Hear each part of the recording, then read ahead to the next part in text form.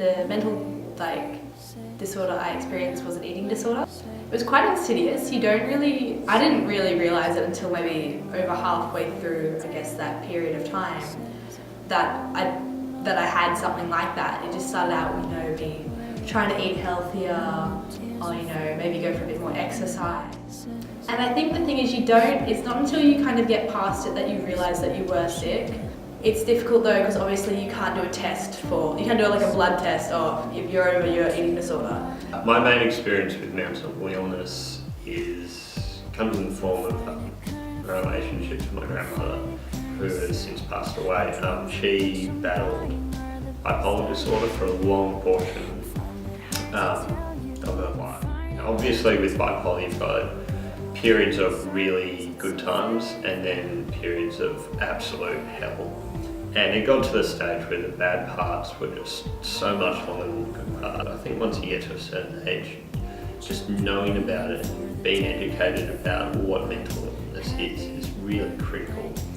Because as you say, it's something that people hide a lot. You get to see that, some people get depressed a lot. I would say that just about everyone around, between the ages of 16 and 20 or something like that. I had depression in 2009. That lasted about 6 to 8 months, ranging from not being able to get out of bed through to thoughts about self-harm and suicide. Originally, I wasn't one to seek help. Being from a rural community, it's not something that's as accepted as in bigger cities. It's very difficult to just go off and seek help. Got me thinking about things a bit differently. That wasn't all my fault. That some things happen that you can't control. I think there does need to be more talk about mental disorders, though. I think there's a lot of awareness about what they are and how normal they are actually. Like, people talk about things like cancer and Ebola and horrible diseases like that.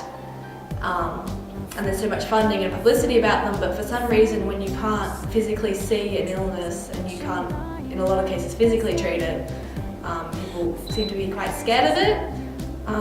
And I think just raising awareness of them and making them more normalised. I think it's 1 in 5 Australians experiences a mental disorder of some sort in their life.